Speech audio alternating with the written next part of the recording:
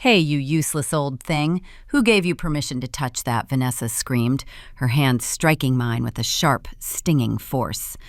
The dry crack of the blow echoed through the kitchen like a gunshot. The wooden spoon clattered to the floor, splattering hot gravy all over the pristine tiles. My son David was sitting at the table, his eyes glued to his phone. He didn't even look up. Vanessa stared at me with eyes full of pure contempt, looking at me like I was nothing but a burden in her house, even though, in a cruel twist of irony, this house actually belonged to me. "I have told you 1,000 times not to stick your hands where they don't belong," she continued, crossing her arms tightly over her chest. I could barely manage a whisper. "I was just heating up the dinner." "Yeah, well, you're ruining it," she interrupted, her voice shrill. "Can't you just sit still? You are not here to play chef." The silence that followed was heavy, suffocating. My hand was still stinging, not so much from the slap, but from the burning shame of it all. And there he was, my son, scrolling through his cell phone as if absolutely nothing was happening. Not a single word, not a glance, not even a flinch. That silence of his hurt far more than her screaming voice ever could. I swallowed hard and forced a weak smile. "You're right, Vanessa. I'm sorry." "Yeah, sure, sorry," she replied with a mocking sneer, rolling her eyes. I bent down to pick up the spoon, and as I did, I realized that my reflection in the polished floor looked so much older than I remembered. The graying hair, the deep wrinkles, the dark circles under my eyes. It was like looking at a stranger who had been slowly fading away. But in that moment, a spark, a tiny, almost invisible spark, lit up inside me, something that had been asleep for years. Before we go on, I want to extend a very special invitation to you. Please subscribe to the channel and hit that like button. This helps me see that you support me and enjoy my stories.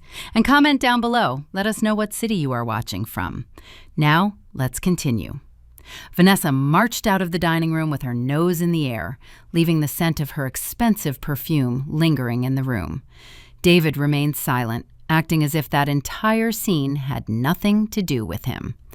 I cleaned up what was left of the lunch and threw it in the trash. My hands were shaking, not from fear, but from a deep sense of helplessness. When they finally left for work, I stood alone in the house where I had raised my son, where my late husband had painted the walls, where every corner held a precious memory. And now, everything seemed foreign to me. Every laugh, every piece of furniture, every photograph, everything had changed. I turned on the radio to fill the empty silence, but the announcer's voice just sounded hollow. I sat at the table and stared at the blank wall. There was a small nail there where the portrait of Henry, my husband, used to hang. Vanessa had taken it down because she said it gave off bad vibes. She said the dead should stay in the cemetery. Sometimes I think she forgot that I am half dead myself, standing right here. That night, while I was washing the dishes, I heard their laughter drifting in from the garage. David was laughing with her as if nothing had happened, as if they hadn't just humiliated me in front of his own son. And then I remembered something my mother used to say. "Silences are inherited too, my daughter. If you don't speak up in time, your children will learn to stay silent just like you." I had been silent my whole life. I stayed silent when my husband yelled at me for the first time. I stayed silent when I became a widow and had to raise David all on my own. I stayed silent when he told me that bringing his wife to live with me was just temporary. I stayed silent when she started taking away my space, my authority, and now my dignity. But that day, listening to the sound of that spoon hitting the floor, I understood that my silence was coming to an end. I went to my bedroom and opened the drawer of my nightstand. Inside, I kept a small notebook with red covers, worn down by the years. It was my journal, one I started writing when my husband died.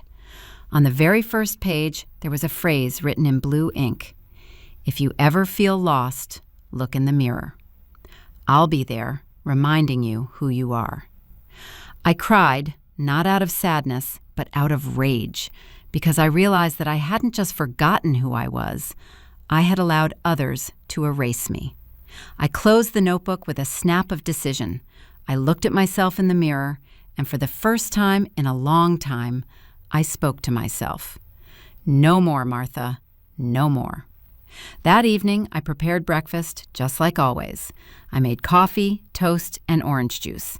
But while I was doing it, my mind wouldn't stop racing. I thought about Vanessa, about the way she looked down her nose at me, about her sharp voice every time she called me a useless old woman. And I thought about David, about how my own son had turned into a stranger.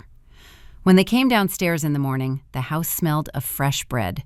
Vanessa was yawning, and David turned on the television. Neither of them greeted me. I placed breakfast on the table, poured the coffee, and just stood there, watching them. Then, for a split second, I imagined a different scene. I imagined this same table, but different. Silent, with the two of them sitting in front of something they didn't expect to see, something that would finally make them shut up. That idea shot through me like an electric current. It wasn't hate. It was justice. The justice of a woman tired of asking for permission in her own home. Vanessa glanced at me sideways and said, "What are you looking at, old lady?" I smiled at her. "Nothing, dear. I was just thinking that tomorrow will be an interesting day." She let out a mocking laugh, not understanding a thing. I smiled too, but inside, I was already making plans. Because I learned one thing that morning. When a woman like me stops being afraid, there is no one in the world who can stop her. It was Saturday, and from early on, the house was filled with smells, laughter, and noise. Vanessa had invited her friends from work over for lunch. I hadn't been told, of course. I found out when I saw her walk in with grocery bags and that bossy tone she used to bark orders. "Hey, old woman, hurry up and clean the dining room table." "Are you expecting company?" I asked, drying my hands on my apron. "Yes," she replied with that fake smile that chilled my blood. "My friends are coming for lunch. I want the house spotless." "You could have told me sooner." "Oh, don't worry about it," she interrupted me. "Just don't do anything without asking me. You know how you are." Her voice was like a needle pricking my soul. I pretended not to hear her and started cleaning. David was still sleeping. He was working nights lately, or at least that's what he said, although I was starting to suspect his job was more fiction than reality. I spent the entire morning scrubbing, organizing, and cooking whatever she demanded, and when her guests arrived, the house was gleaming. Vanessa fluttered from one side to the other, smiling like she was the queen of the castle. "And who is that?" one of the women asked, pointing at me with her chin. "Oh, her," Vanessa said, laughing. "That's Martha, David's mom. She lives with us. You know, the poor thing needs company." "How sweet," another replied with a pitiful voice. "It must be hard living dependent on your children, right?"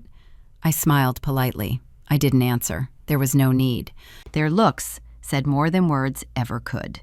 During lunch, I sat in a corner, trying not to bother anyone, serving plates, bringing napkins, doing what I always did, being invisible. Vanessa talked loudly, laughed even louder, bragging about the house, the car, the garden. Every word out of her mouth was like she was erasing my history, the history of the person who had built these walls with effort and love. "Could you bring the clean plates, Martha?" she ordered loudly. "Yes, of course," I replied, trying to keep my cool. I went to the kitchen. The heat from the oven was clouding my head. I grabbed the plates, stacking one on top of the other, and when I walked back into the dining room, I heard one of the friends say, "Vanessa, I admire you. I don't know how you have so much patience." I could never live with my mother-in-law. "Believe me, I wouldn't do it either," she answered, provoking laughter. "But David insists. He says he'd feel guilty without her. I just think, well, let her stay, as long as she doesn't get in the way." The top plate slipped from my hands and crashed to the floor. The sound of shattering glass was so loud that the silence followed immediately. Heavy, humiliating. Everyone stared at me, and Vanessa, her eyes flashing, screamed, "Always the same. I tell you not to do anything, and you do it wrong." "Sorry," I murmured, trying to bend down to pick up the pieces. "Leave it," she said, shoving my hand away. "You're going to cut yourself. You're not even good for that."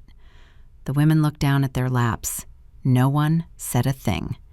David, who had just come down the stairs, stopped in the hallway, watching the scene. I looked at him with eyes full of pleading. One word from him would be enough, just one.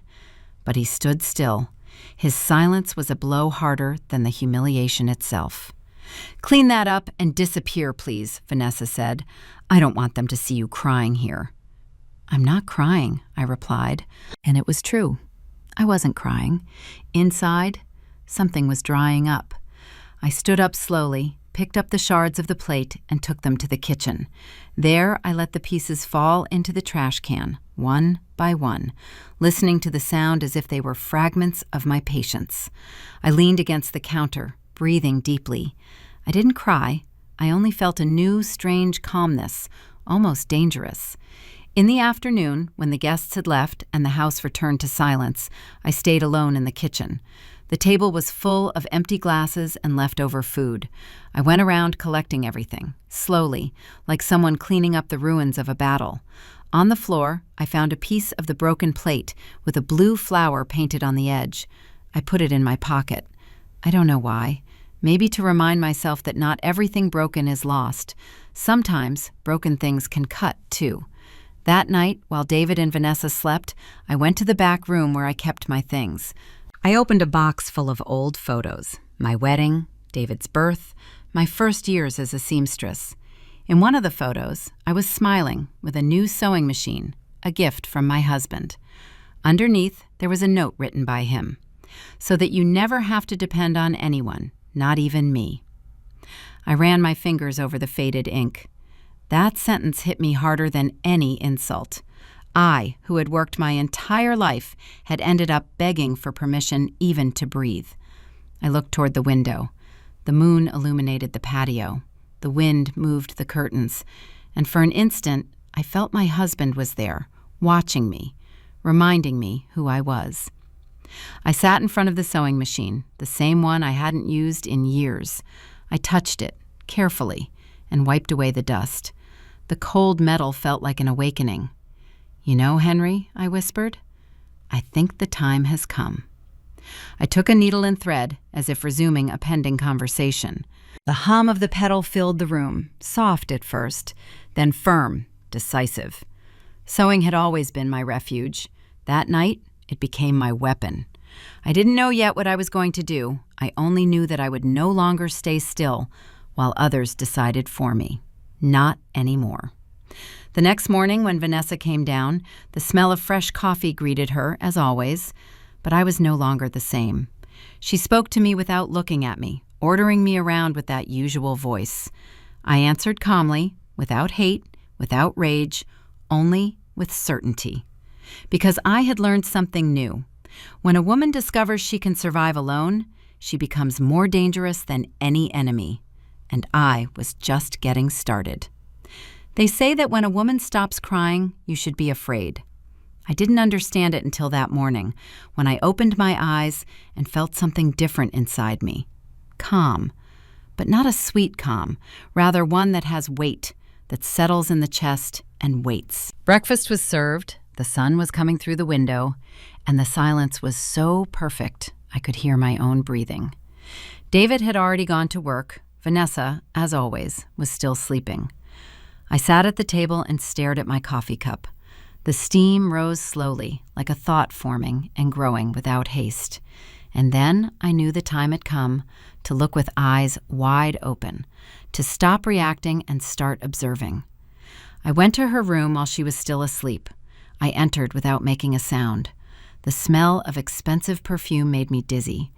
On the dresser, among creams and jewelry, was an open purse. Inside, poking out, were receipts, a set of keys, and a small phone, one of those old ones nobody uses anymore. I didn't touch it.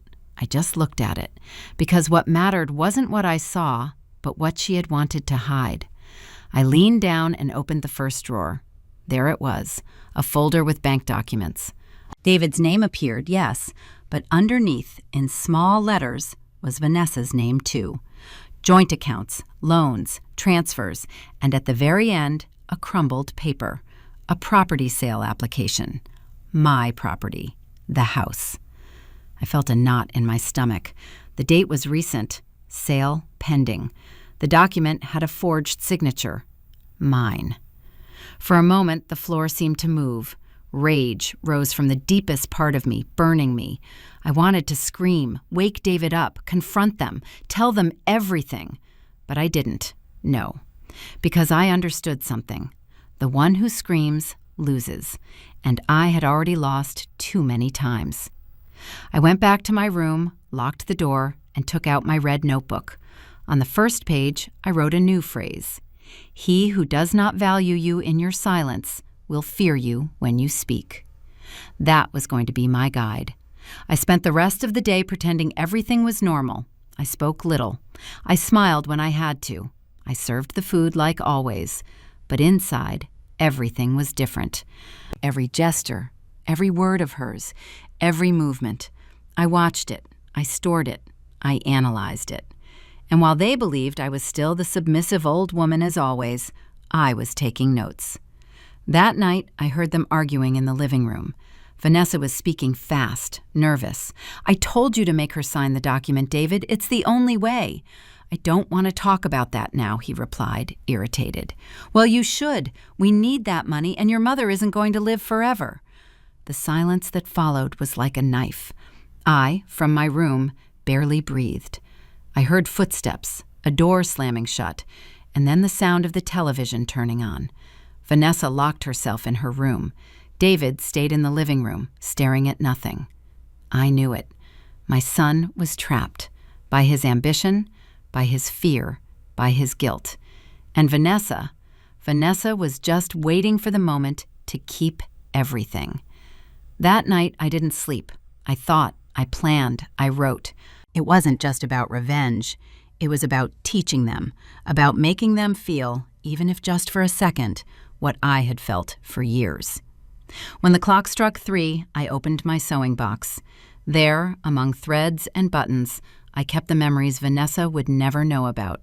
My degrees, the original deeds, my husband's letters, and an envelope with the will. Everything was in my name, and they didn't even know it. I smiled. Fate sometimes has a curious way of balancing things.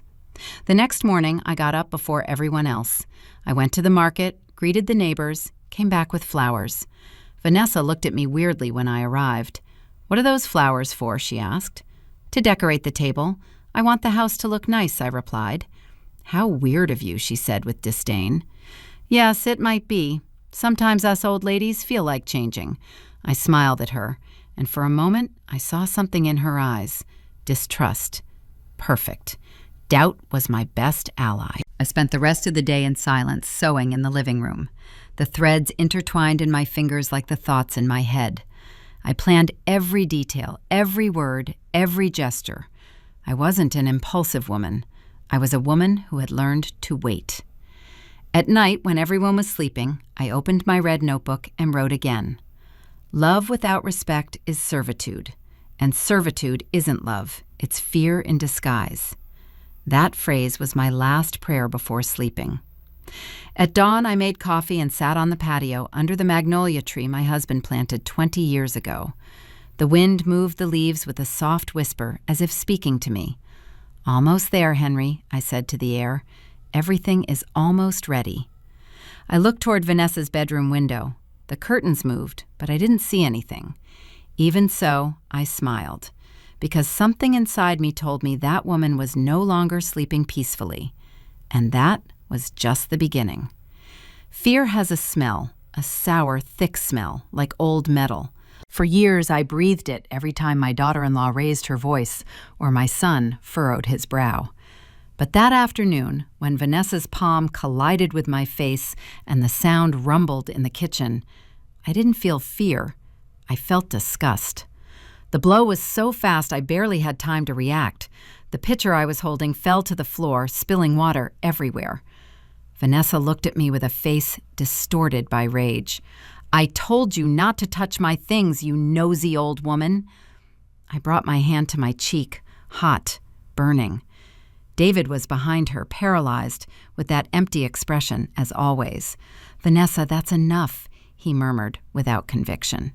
"Enough," she repeated, spinning toward him. "Your mother doesn't understand boundaries." "I was just cleaning the shelf," I said calmly. "Your perfume had spilled." "Liar! You always have excuses," she screamed at me and shoved the vase that was on the table. The crystal shattered into pieces. The entire house seemed to shudder with the noise. I didn't say anything. I stood there looking at the pieces on the floor, the water mixed with broken flowers. And in the middle of that chaos, I thought, this too shall pass. Because in my mind, there was no longer fear, but a plan. I locked myself in my room. My face hurt, but what hurt the most was my son's indifference. I heard him arguing with her for a few minutes, then the car door, the engine, and silence. They had gone. I went to the mirror. My cheek was red, marked by Vanessa's hand. I ran my fingers over my skin and saw something in my eyes I didn't recognize at first. Serenity. Not rage, not sadness, pure serenity. The kind that arrives when one knows the end has already begun. I took my red notebook and wrote, "They have stained my hands, but not with guilt, with memory." Because every blow, every insult, every silence was becoming part of my story, one that would end up written by me, not by them. That night, when they returned, I acted as if nothing had happened. I served dinner. I smiled at her. David didn't look me in the eyes. Vanessa, on the other hand, wouldn't stop talking about trivial things, faking normalcy. She felt calm, but my thoughts were far away. In every word of hers, I saw the portrait of a woman who thought she had won, and that gave me strength. While they ate, I observed their gestures, their routines, the schedules, the little slip-ups. I took mental notes of everything. If I had learned anything in life, it was that whoever underestimates a quiet woman ends up losing the game. That night, after they fell asleep, I opened the cabinet drawer and took out the documents I had found. I spread them out on the bed, next to a lit candle. The shadows danced on the paper. My name, my real signature, and the forged one. My house, my history, my dignity. It was all there. I took a deep breath. I touched the fake signature with my fingers. I didn't tremble. I laughed. Yes, I laughed in silence, because I understood that they had ruined themselves. There was no need to scream, only wait. The next day, when Vanessa came down, I was in the kitchen baking homemade sourdough bread. The sweet smell filled the air. She looked at me with suspicion. "What is that?" "Bread," I said without stopping my kneading. "And why so much effort?" "To celebrate." "Celebrate what?" she asked with a twisted smile. "The end of an era." She laughed. "Are you leaving, old woman? Will you finally leave us in peace?" "No," I replied with a firm voice. "You are finally going to see me." Her smile vanished. She didn't say anything else. She just watched me for a few seconds and went up the stairs. I kept kneading, humming a melody I hadn't sung in years, one that my husband used to play on his guitar while I sewed by the large window. In the afternoon, David came back from work. He walked straight into the dining room. He saw me and sighed. "Mom, about yesterday, it was a mistake." "Whose?" I asked without looking up. "Vanessa's. She's nervous. She didn't mean to hurt you." "She didn't hurt me?" I interrupted him. He looked at me confused. "Of course she did. She hit you." "No, son." I wiped my hands on a rag and looked straight at him. "You know, sometimes we think the bruises on the skin are the worst part, but they fade. What really leaves a scar isn't the hand that strikes you. It's the mouth that stays shut when it happens." David lowered his gaze. For a moment, I thought I saw guilt, but it didn't last. "Please, Mom, don't start." "Don't worry," I said, smiling calmly. "I don't plan to talk about the topic anymore." He seemed relieved, not realizing that my silence was no longer surrender. It was strategy. That night, when the house was in shadows, I went down to the basement. Among old boxes, I found a folder with papers my husband had kept before dying. Invoices, insurance policies, notary copies, everything in my name. I also found a letter addressed to me, which I had never opened. The envelope had yellowed edges from time. I opened it carefully. "Martha, if you are reading this, it is because I am no longer here. I know how David is. We raised him with love, but with fear, and fear made him weak. If one day he disrespects you, don't cry. The house is yours. The account, too. You don't owe anyone anything. Promise me that if that day comes, you won't leave. You will make them leave." I stood in silence, reading those last words over and over again. And there, in that dusty basement, I felt Henry speaking to me from somewhere in time, giving me permission to do what I had to do. I climbed the stairs slowly, clutching the letter against my chest. I looked at my hands. They were stained with flour and ink. But I didn't see them as weak anymore. They were the hands of a living woman, a smart woman. "Rest, Henry," I whispered. "It's almost over." Sometimes silence is the most perfect form of revenge. That week, I didn't argue with anyone. I didn't cry. I didn't complain. I didn't speak too much. I just observed. Vanessa couldn't stand it. It was as if her rage needed my response to feed itself, and upon not finding it, she began to crumble. David, on the other hand, was confused. I greeted him every morning with a smile. I made him breakfast. I asked him how he had slept. It was the same routine as always, but something in my tone had changed. Too kind, too serene, and the worst part? Sincere. Because there was no resentment in my voice, only peace. And peace, in a house full of guilt, becomes unbearable. On Thursday, I got up earlier than ever. The dawn dyed the sky a pale orange color. I turned on the radio, made biscuits, scrambled eggs, orange juice. I set the table with care. I took the embroidered tablecloths made by my mother out of the closet, the porcelain plates we only used at Christmas. Every movement was a silent declaration. When they came down, they stopped dead in their tracks. Vanessa furrowed her brow. "What's going on here?" "Nothing," I replied, smiling. "I wanted to make you a special breakfast." "Why?" "Because one never knows when it will be the last time we share a table." David looked at me puzzled. Vanessa let out a nervous laugh. "Do you feel okay, old woman?" "Better than ever." They sat down. I poured the coffee, calm, and while I watched the meat, something inside me settled. For the first time, my hands weren't shaking, not even when Vanessa shot me a look loaded with suspicion. But before we continue, tell me here in the comments what you think of this story so far, and what you would do in my place. Don't click away from the video because what comes next will give you goosebumps. Subscribe and hit like if you believe mothers deserve respect and if you have ever felt invisible. Now, let's continue. After breakfast, Vanessa left. David stayed in the living room, restless. "Mom," he said, rubbing his hands together, "why are you acting so weird?" "Weird?" I asked, without stopping cleaning the table. "I'm just trying to be at peace." "But yesterday you said you wanted to talk to me." "Yes, but it's not necessary anymore." "No?" "No, son. Some things are understood better when they aren't explained." He watched me with a lump in his throat. I could see the doubt in his eyes, the fear, and behind the fear, the guilt. Because David knew, even if he didn't say it, that something had changed forever. In the afternoon, I went out to town. I walked through the usual streets, greeting neighbors, buying flowers, as if it were a normal day. But it wasn't. I went to the bank, then to the attorney's office. I handed over some documents. I signed others. The lawyer, an old friend of my husband, looked at me seriously. "Are you sure, Martha?" "More than ever," I told him. "Your son won't understand." "He doesn't need to understand it. He just needs to live it." I walked out of the building with a light heart.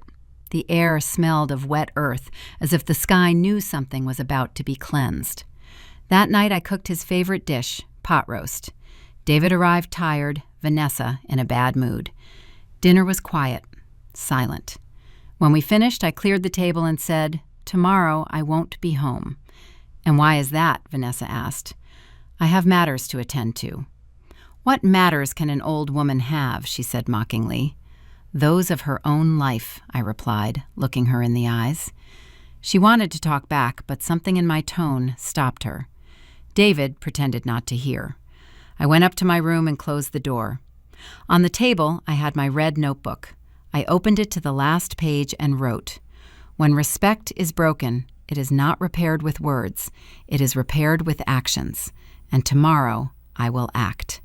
I turned off the light. I slept deeply, without nightmares, without fear, the kind of sleep that only comes when a woman stops expecting to be treated with love and starts treating herself with dignity. I woke up before dawn. The sky had that slate blue tone that announces important days, the ones that change the course of a life without making a noise. I dressed calmly, combed my hair, and made coffee. I didn't feel rushed, because when the soul has already decided what it's going to do, the body just follows. The aroma of coffee filled the house. I set the table, like always, but this time I placed a wooden box in the center, and on top of it, a folded letter with their names, David and Vanessa. The shaky handwriting wasn't weakness. It was the weight of everything I had kept silent. As the clock struck 7, I sat in front of the window to wait. I heard Vanessa's footsteps on the stairs, her annoyed voice, her perfect routine of complaints. David came down behind her, half asleep. When they saw the box, they stopped. "What is that?" she asked. "A gift," I replied without taking my eyes off the sky. "What for?" "So you can start to understand." Vanessa looked at the letter and picked it up cautiously. David approached from behind. His hands were trembling. "Can I?" he asked. "Of course," I said with a calm that surprised even me. "It's your turn to read." He opened the letter. His voice began to shake as he read aloud. "David, Vanessa, for years I have served you, listened to you, and endured humiliations in silence, not because I was weak, but because I had hope that love would win over selfishness. But love isn't begged for, it is earned. This house was built with my hands and my husband's. It does not belong to you. As of today, legally, I have transferred the property to the Silver Oak Senior Living Foundation to be used as a home for abandoned elderly people. There, where you wanted to send me, now others will live, but with dignity. I will leave in peace. Do not look for me. Martha." The silence that followed was brutal. Not even the birds outside were singing. Vanessa looked at me, her face disfigured by fury. "What did you do, you crazy old woman?" "What I had to do." "You can't! This house belongs to David." "No, it was mine, and it will no longer belong to anyone who doesn't know how to value a roof with gratitude." David, pale, dropped the letter. He leaned over the table, his head in his hands. "Mom, why did you do this?" "Because I didn't know how to teach you respect. And now you will learn it the way life teaches ungrateful people, with loss." Vanessa lunged toward the box and opened it. Inside were photos of David when he was a boy, of my husband working on the foundation of the house, of me with hands full of cement, laughing. And, underneath the photos, the notarized donation receipt. Stamped, signed, irrevocable. She started to laugh, but it was a hollow, nervous laugh. "I don't believe it. I don't believe it." "Believe it," I answered her. "Everything is legal. And before you call me crazy again, remember that the crazy ones are the only ones who dare to do what the sane ones only imagine." David looked at me, his eyes red, his voice cracking. "And where are you going to go?" "To a place where they don't scream at me, where silence doesn't hurt. Maybe you won't understand it today, son, but someday you will know that a mother who leaves isn't always running away. Sometimes she is freeing herself." Vanessa stood up abruptly, threw the letter on the floor, and stormed out of the house, screaming. David remained seated, immobile. The clock struck 8. The sun came through the window and bathed the table in warm light, as if the universe were telling me, "It is done." I got up, went to my room, took my suitcase, the red notebook, and the photo of my husband. Before leaving, I looked at the house one last time, the same floor I had cleaned 1,000 times, the walls that listened to my prayers and my tears. But that morning, everything looked different, free. As I passed by David, I touched his shoulder. "I don't wish you harm, son." "Mom, I only wish that you learn what I forgot. That compassion isn't weakness, and that when you humiliate the one who gave you life, you end up emptying your own." I left without looking back. The front gate closed with a long, almost solemn squeak. The air smelled of jasmine, the sound of my steps mixed with my heart beating slowly. It didn't hurt anymore. I only felt lightness. While I walked down the street, I thought about the box that had been left on the table. It wasn't a cruel revenge. It was a lesson. Because I understood that sometimes the only way to recover peace is to lose everything first. And although my hands were still trembling, it wasn't from fear. It was from relief. 3 weeks had passed since I crossed the gate of my old house and let it close behind me. The metallic echo of that slam still resonated inside my chest, but no longer as a sound of loss, but of liberation. The Silver Oaks home, the place where I took refuge, wasn't the gloomy place many imagine when they think of the elderly. It was an old mansion with ivory-colored walls, with a garden full of geraniums and a constant smell of fresh-baked bread. Every morning, the bells of the nearby convent marked the rhythm of the day, and the birds seemed to sing just to remind us that there was still life to be lived. The director, Mrs. Higgins, a woman with a firm gaze and an immense heart, welcomed me with a phrase I will never forget. "Nobody comes here to die, Martha. We come here to learn to live again." And she was right, because although my hands trembled and my heart carried more wounds than years, inside me something was beginning, slowly, to bloom. The first nights were difficult. The silence was heavy. I slept little. Every time I closed my eyes, I heard Vanessa's voice screaming, "Useless old thing," or saw David looking at the floor without defending me. Sometimes I woke up sweating, believing I was still there in that house where they erased me, little by little. But when I opened my eyes, there was only calm. And I understood that silence isn't always punishment. Sometimes it is a cure. I started taking care of the home's sewing workshop. Among needles, threads, and fabrics, I found a shelter. Every stitch I made was like suturing a piece of my soul. Sewing helped me remember that even broken things can become beautiful if repaired with patience. Other women accompanied me. Alice, a widow who talked to plants, Rose, who played the piano with fingers deformed by arthritis, and June, who laughed out loud even though life had taken everything from her. With them, I learned something essential. Loneliness doesn't hurt when shared with those who also understand it. One Sunday afternoon, while I was sewing a white tablecloth by the window, Mrs. Higgins approached. "You have a visitor, Martha." "A visitor?" I asked, surprised. "Who?" "A man, tall, brown hair, sad look." I felt my heart stop for an instant. Did he say his name?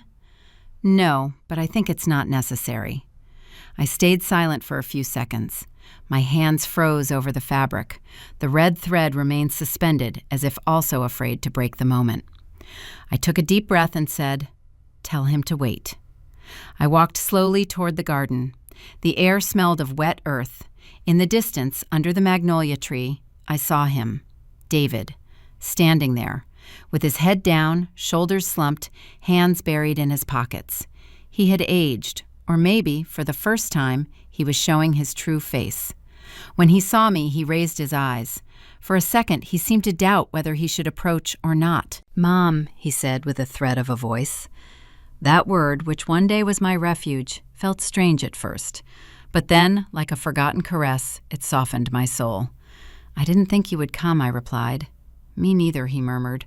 "I spent days looking for you." We looked at each other in silence.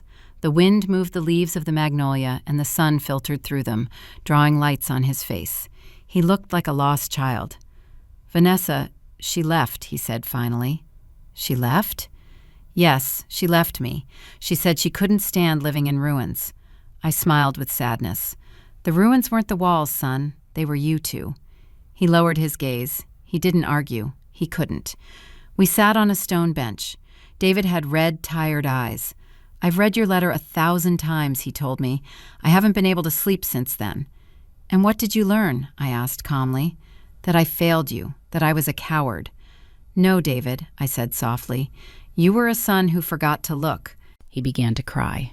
The tears slipped down without sound, and I let him, because I knew that crying wasn't empty regret, but truth. It was the crying of the child who still lived inside that man, asking for forgiveness for not having known how to love well. Forgive me, Mom. I didn't come here to forgive you, I replied. Then what? He asked, confused.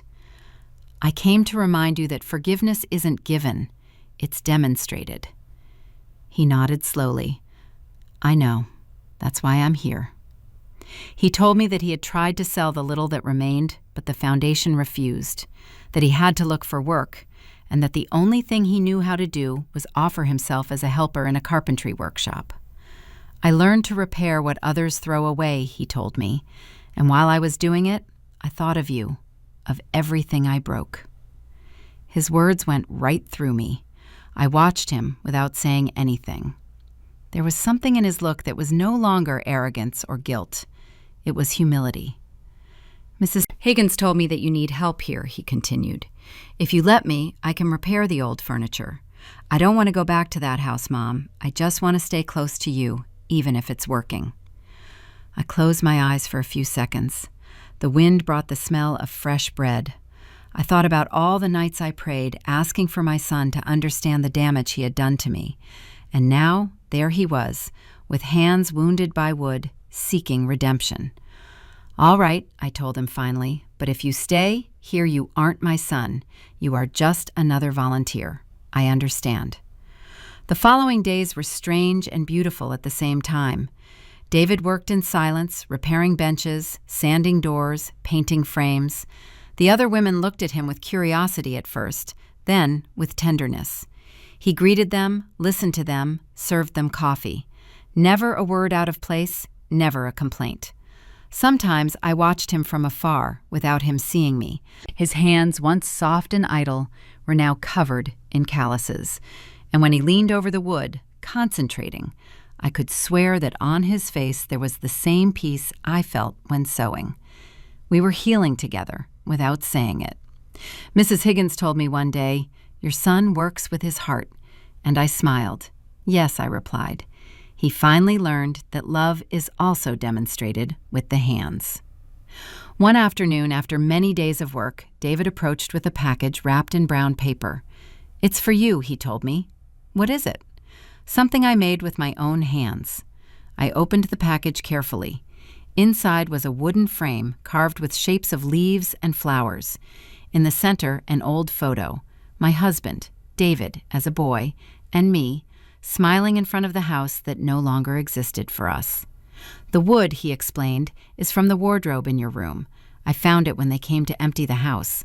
I couldn't let it go. I wanted to turn it into something that would continue to be yours."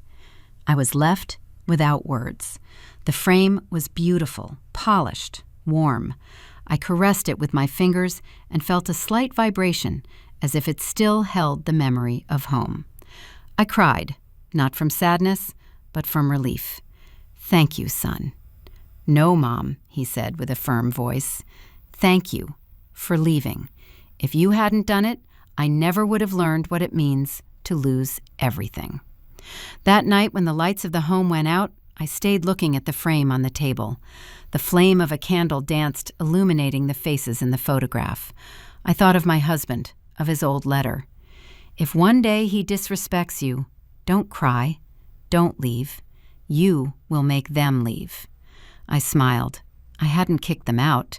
I had only forced them to look into their own mirror, and the reflection had changed them more than any punishment. I went to the window.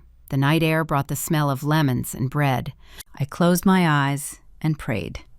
"Thank you, Lord, for returning my son to me, not as I lost him, but as I needed to find him." The moon illuminated the patio. David slept in the volunteer room, and I, for the first time in many years, felt that my heart carried neither rage nor guilt, only gratitude. The next day, during breakfast, David handed me a cup of coffee. His hand trembled slightly. "Will you stay here forever?" he asked. "Maybe," I replied. Here I found something I didn't know I was missing. What thing? Myself. We looked at each other and laughed. A soft laugh, one of those that doesn't hurt. A laugh that tastes like forgiveness. While the other women sang in the kitchen and the sun bathed the dining room, I understood something I had never understood before. The biggest revenge wasn't taking the house from them. It was recovering my peace without them being able to destroy it again. That afternoon, writing in my red notebook, I left one last sentence. To forgive is not to forget. It is to remember without pain, and to be able to look back without fear of returning.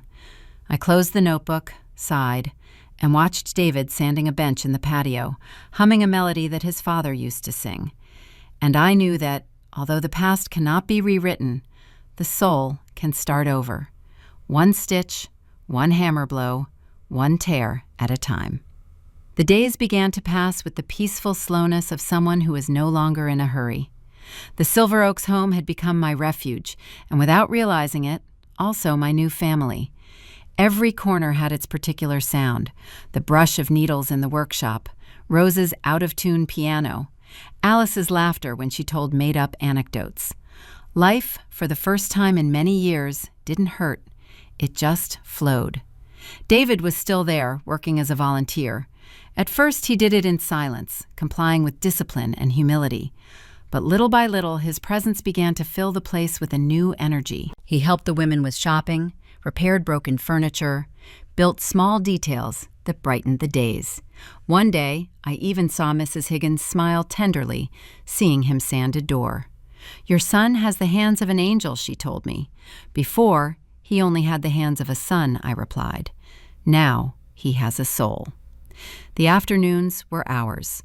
Sometimes we sat together under the magnolia tree in the patio, in silence. We didn't need to talk much.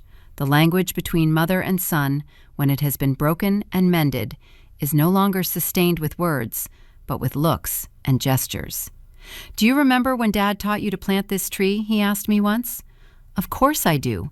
You said you wanted it to grow as tall as you." "And it grew taller," he said, laughing, "although I, Mom, stayed small in many things."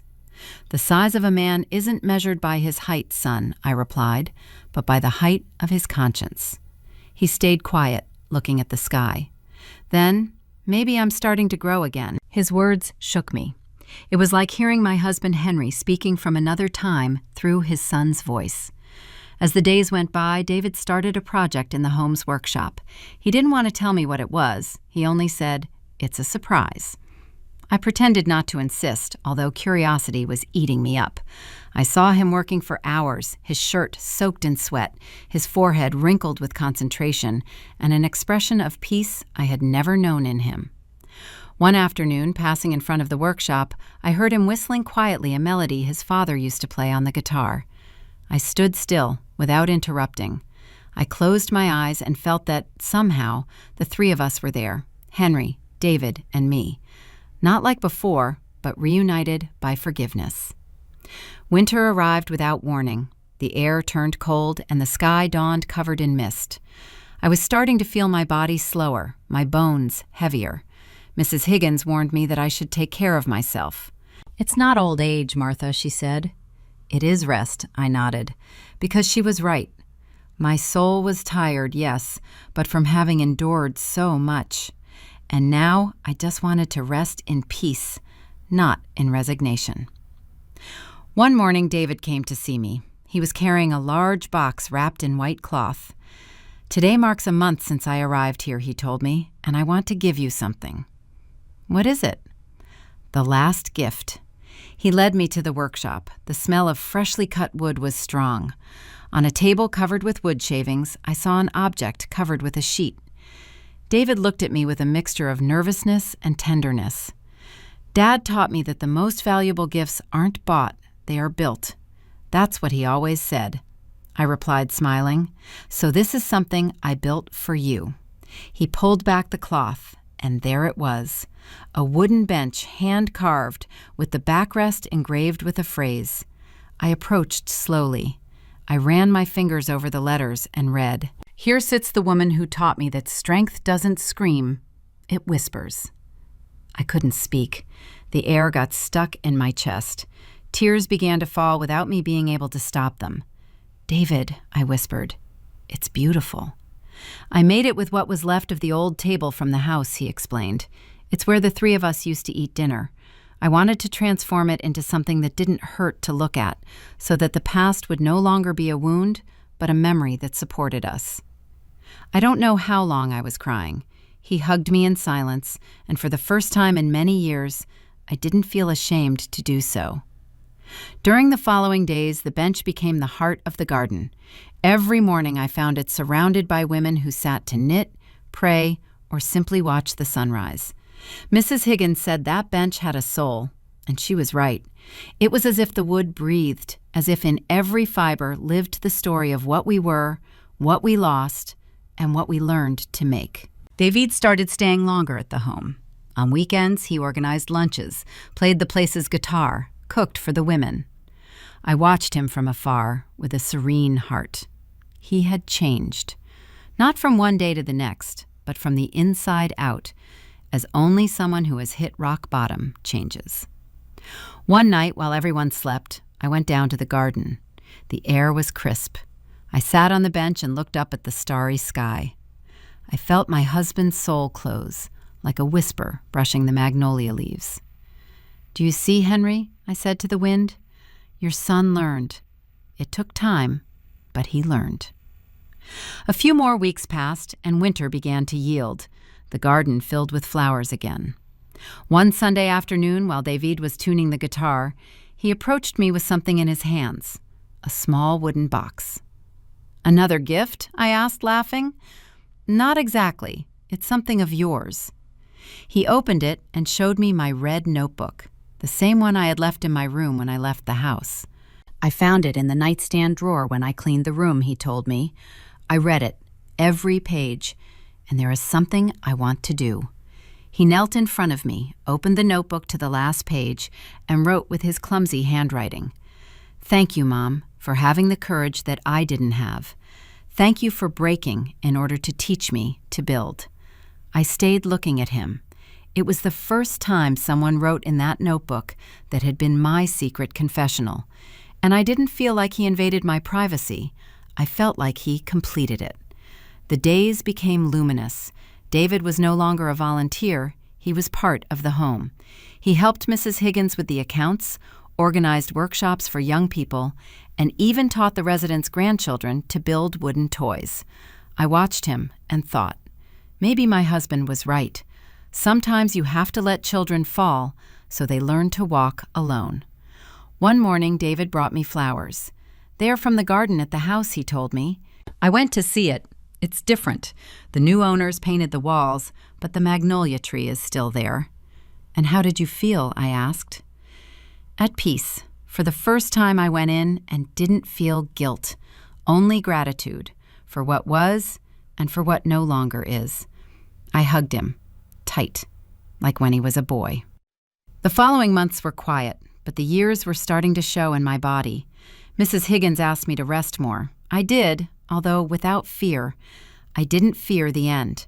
My soul was light, as if it had already fulfilled its purpose. One night, while David accompanied me in the garden, I told him, "Son, when I am no longer here, I want you to stay here." "Here?" "Yes, at the home. These women need young hands, and you have the heart I dreamed of seeing in you." "Don't say that, Mom." "I don't say it with sadness," I assured him. "I say it with pride, because now I can truly go in peace." David lowered his head, trying to hide the tears. I took his hands. "Promise me you will take care of the bench." "I promise." "And promise me something else, whatever you want, that every time you see someone old, tired, or quiet, you won't ignore them. Maybe there, son, sits another Martha." He smiled, his gaze misty. "I promise you, Mom." A few days passed. One cold dawn, the roosters crowing woke me up. I felt my body heavy, but my soul calm. I looked out the window. The sky had the same violet tone as the morning my husband died. I closed my eyes and took a deep breath. I gave thanks for everything, for the good, the bad, the lessons learned. David found me asleep on the garden bench with the red notebook between my hands. He didn't cry. He only covered me with a blanket and sat by my side in silence. The wind blew softly. The magnolia tree smelled of flowers, and in the air a faint murmur seemed to say to him, "You did good, son." Weeks later, David placed a plaque on the bench. It read, "In memory of Martha, who transformed pain into teaching and silence into strength. The women of the home cried. Mrs. Higgins, too. David smiled, although with tears in his eyes. This was her last gift, he said, and while the sun rose over the garden, a ray of light illuminated the bench as if the entire sky were hugging me. Because although my body was no longer there, my soul remained, seated, calm, watching the tree bloom that we planted one day to grow together. And that is the end of Martha's story. If this touched your heart, remember that dignity is something no one can take away unless you let them. There is a line between love and self-respect, and sometimes you have to walk away to find yourself again. Treat the ones who raised you with kindness, because you never know when an empty chair will be all you have left.